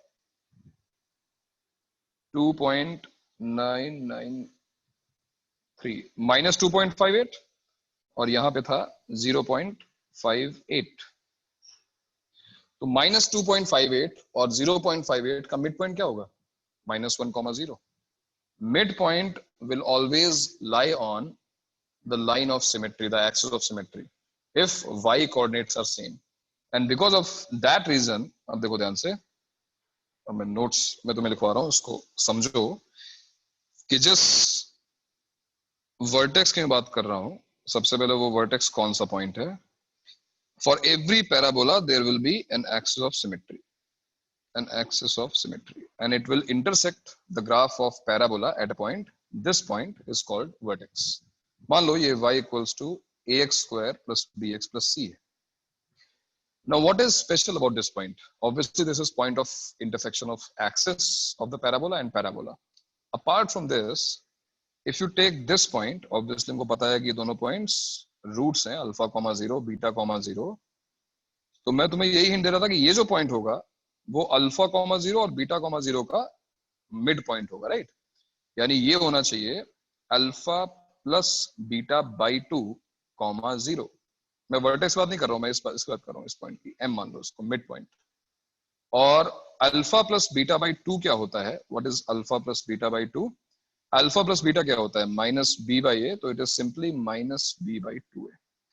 यानी कि x coordinate of the vertex, x coordinate of vertex should be equal to minus b by 2a, because m और v दोनों एक वर्टिकल लाइन पे है, राइट? तो उनका जो x कोऑर्डिनेट होगा वो सेम रहेगा. इसको देखने का एक दूसरा तरीका भी है. तुमने फिजिक्स में अभी तुमने मैक्सिमा और मिनिमा पढ़ी होगी. तुमने पढ़ा होगा कि अगर तुमने किसी फंक्शन की मिनिमम वैल्यू निकालनी है तुम डिफरेंशिएट कर दो, मैक्सिमम वैल्यू निकालनी है तो डिफरेंशिएट कर दो. और तुम देख सकते हो कि ये जो पॉइंट है, ये पॉइंट सबसे इस पैराबोला का वर्टेक्स वो पॉइंट है जिसपे y कोऑर्डिनेट मिनिमम होगा. तुम देख सकते हो यहाँ से ग्राफ डिक्रीज कर रहा था, ऐसे नीचे आ रहा था, और इस पॉइंट पे आने के बाद ये वापस इंक्रीज करने लग गया, ऊपर जाने लग गया. तो यहाँ पर इसके y कोऑर्डिनेट की वैल्यू सबसे छोटी होगी. और इसको दूसरे तरीके से देखते हैं, अपने फिजिक्स वाले मेथड से देखते हैं इसको. ax square plus bx plus c को डिफरेंशिएट करते हैं. dy by dx that will be equal to 2ax plus b, and that equal to 0 will give you x equals to minus b by 2a again. So why are we getting the same value? Why are we getting minus b by 2a again? Because vertex is the point where this graph is achieving its minimum value. अगर ये heading downward होता, अगर मान लो parabola कुछ ऐसा होता, तो vertex वो पॉइंट होता जहां पर ये पैराबोला अपनी मैक्सिमम वैल्यू अचीव कर रहा होता. तो तुम्हारे पास दोनों तरीके हैं समझने के. सिमेट्री से भी निकाल सकते हो ये अल्फा प्लस बीटा बाई 2, और अगर तुम्हें बेटर लगे क्योंकि तुमने अभी भी फिजिक्स में पढ़ा है, तो तुम इस तरीके से भी समझ सकते हो कि वर्टेक्स वो पॉइंट है इस पैराबोला के लिए पर्टिकुलरली जहां पर इसकी मैक्सिमम या मिनिमम वैल्यू आती है, तो तुम डिफरेंशिएट करके भी वर्टेक्स के कोऑर्डिनेट निकाल सकते हो. तो तुम्हारा ये लास्ट पॉइंट है ऑब्जर्वेशन में, पॉइंट नंबर 4, और ये तुम्हें याद करना जरूरी है. सबसे पहले वर्टेक्स की डेफिनेशन. तो वर्टेक्स ऑफ अ पैराबोला, ये जेनेरिक डेफिनेशन है, is it's point of intersection, its point of intersection with axis of symmetry. है ना? ये तो डेफिनेशन समझ में आ ही रही है. इस लाइन के साथ इसका point of intersection. so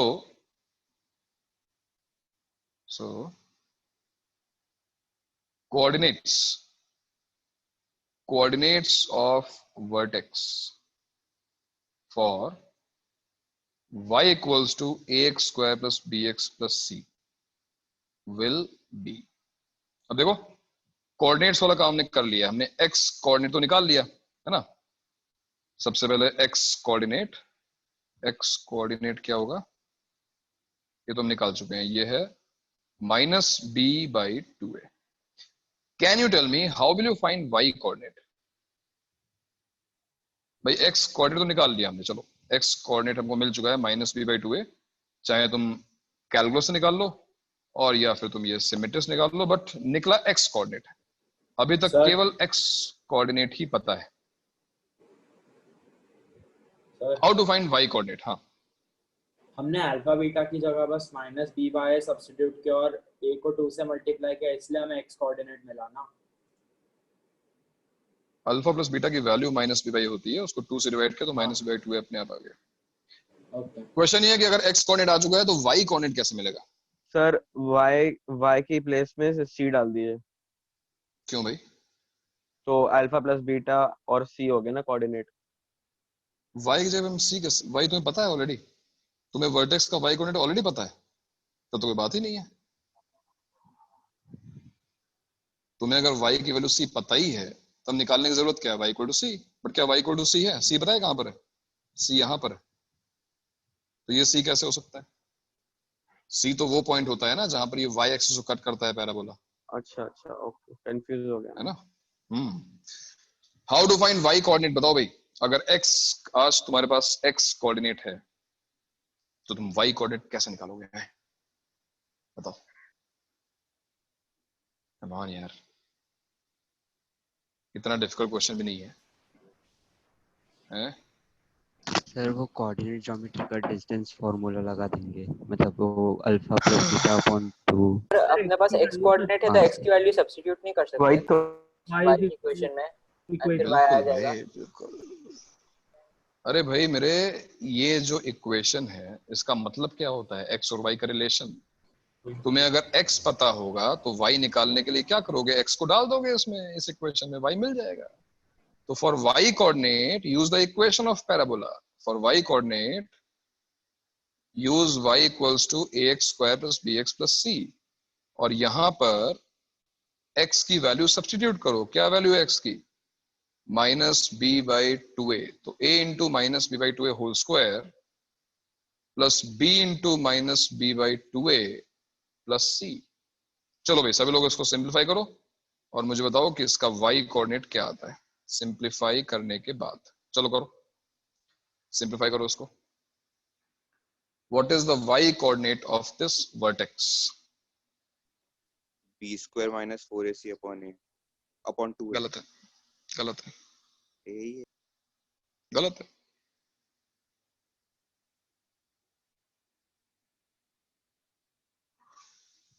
orally कर रहा है क्या?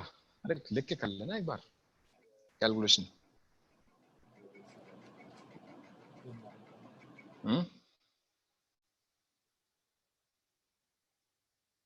Minus B square plus 4ac upon 4a। Correct. हाँ सर यही आ रहा है। कुछ ऐसा होगा ना यार, a कैंसिल हो जाएगा बट नीचे 2 नहीं 4 आएगा, और डिनोमिनेटर में अब तुम 4a एलसीएम ले लो, तो ये लिखा हुआ है b square minus 2b square plus 4ac, और ये हो गया minus B square plus 4ac by 4a। और देखो ये भी अच्छी चीज है, ये हमको पता है क्या है, अगर हम माइनस कॉमन लेंगे तो ये है b square minus 4ac by 2 है। Yes 4a, it is minus d by 4a, यानी कि coordinates of vertex will be क्या? x coordinate minus b by 2a, y coordinate minus d by 4a। ये खत्म। अब ये सारे ऑब्जर्वेशन तुम्हें क्यों लिखवाए गए हैं पता है? जिससे ग्राफ की प्लॉटिंग इजी हो जाए, ग्राफ प्लॉट करना तुम्हारे लिए इजी हो जाए। देखो अब तुम्हें एक्स वाई की वैल्यूज प्लॉट करके पॉइंट्स प्लॉट करके ज्वाइन करने की जरूरत नहीं है। मैं तुम्हें दिखाता हूं। जैसे मान लो तुम्हें प्लॉट करना है y equals to x square plus 2x plus 3। तुम्हें प्लॉट करना है y equals to x square plus 2x plus 3। अब तुम्हारे पास क्या क्या ऑब्जर्वेशंस हैं? तुम्हें ये पता है सबसे पहले कि ये जो ग्राफ होगा वो हेडिंग अपवर्ड्स होगा, बहुत अच्छी बात है। तुम्हें पता है कि ये ग्राफ y एक्सिस को 0,3 पे कट करेगा, ये तो और भी अच्छी बात है। तुम्हें ये भी पता है कि ये ग्राफ x एक्सिस को कट या टच नहीं करेगा, बिकॉज जो उसका डिस्क्रिमिनेंट है नेगेटिव है, तो ये x एक्सिस को कट या टच नहीं करेगा। और सबसे इंपॉर्टेंट इंफॉर्मेशन है इसका vertex. Can you tell me इस पैराबोला के वर्टेक्स के कोऑर्डिनेट्स क्या होंगे? Can you calculate and tell me, बताओ वर्टेक्स के कोऑर्डिनेट्स क्या होंगे, जरा कैलकुलेट करो। क्या होगा इसका x coordinate? Minus b by 2 -1 और क्या होगा इसका y कोऑर्डिनेट?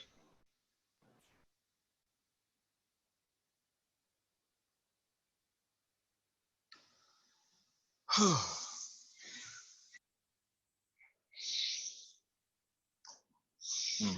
1/2 1 आ रहा है। -1 और 1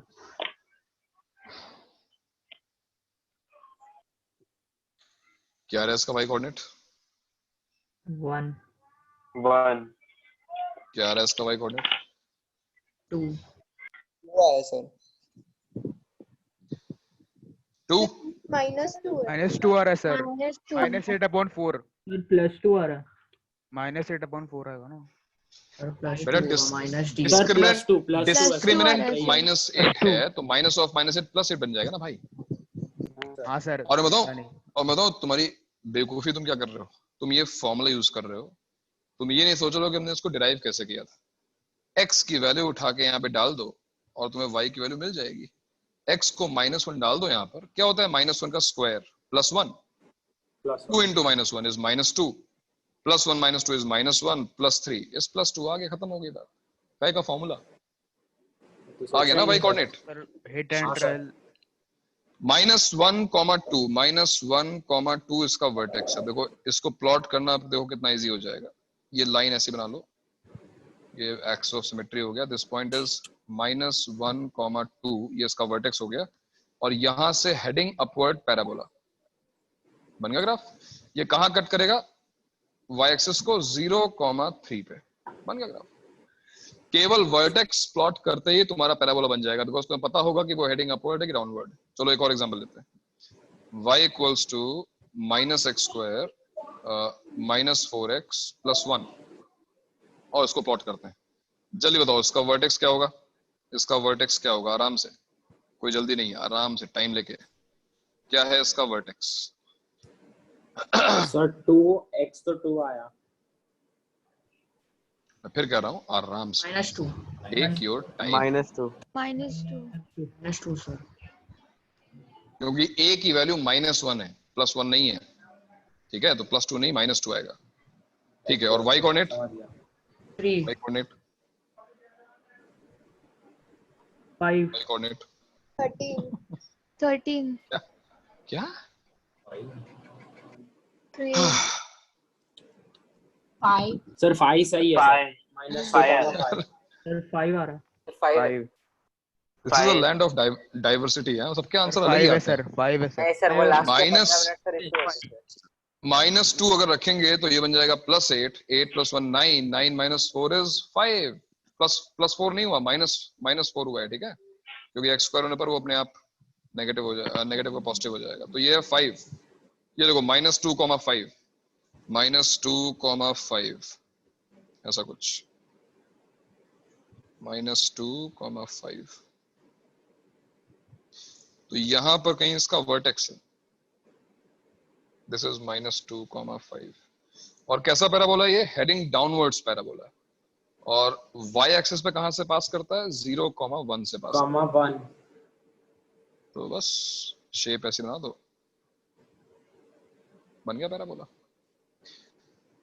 क्या इस पैराबोला की रूट्स रियल है? क्या इस क्वाड्रेटिक की रूट्स रियल है? Yes, because it is cutting intersecting x axis at 2 points. तो इसकी रूट्स रियल भी हैं और डिस्टिंक्ट भी हैं। वो तुम रूट्स निकालोगे तो मिल जाएगा। तो ये था ग्राफ ऑफ पैराबोला। इस पर बेस्ड क्वेश्चंस जो हम लोग नेक्स्ट क्लास में करेंगे। अभी तुम्हारा काम वही है, जो असाइनमेंट दिया गया है उसको भी फिनिश करो। कल ही तक का टाइम है तुम्हारे पास, आराम से करो, कोई जल्दी नहीं है। कॉमन रूट्स वाले जो क्वेश्चंस थे आगे करने हैं, मैं अभी होमवर्क डाल दूंगा। अभी ग्राफ पर बेस्ड नहीं, ग्राफ वाला अभी होमवर्क नहीं मिलेगा, नेक्स्ट क्लास में मिलेगा फिर ग्राफ वाला होमवर्क। ठीक है, होमवर्क आप भेज दोगे ग्रुप में? हाँ मैं भी ग्रुप पे डाल देता हूँ। सर आप आगे के सॉल्यूशंस भेज दो ना। आगे भेजता हूँ मैं। डेस्मोस जो है अपने पास डाउनलोड रखो, बड़ा बढ़िया ऐप है भाई, अच्छा ऐप है वो, है ना। डेस्मोस रखो अपने पास। सर डाउट है। डाउट है? हाँ बताओ क्या डाउट है। सर ये वाले ग्राफ में जो हम लोग ने ड्रॉ किया, वो पैराबोला के पॉइंट्स कैसे फाइंड किए वर्टेक्स के बाद? क्या हुआ? वर्टेक्स के बाद पॉइंट्स कैसे फाइंड किए वो ड्रॉ करने के लिए पैराबोला? वर्टेक्स के बाद मैंने कोई पॉइंट निकाला ही नहीं ना। मुझे पता है कि पैराबोला की शेप कैसे होती है। मैंने उसका y इंटरसेप्ट निकाल लिया 0,1 और मैंने वर्टेक्स निकाल लिया। मुझे पता है कि हेडिंग डाउनवर्ड है, ड्रॉ कर दिया। रफ ही ड्रॉ किया है ना। बाकी पॉइंट्स मैंने पॉइंट प्लॉट किए हैं। ये रफली हमको समझ में आ गया। ग्राफ हेडिंग डाउनवर्ड है, वर्टेक्स बस लोकेट कर लो। Vertex is the most important point. Vertex से डाल दिया, काम खत्म।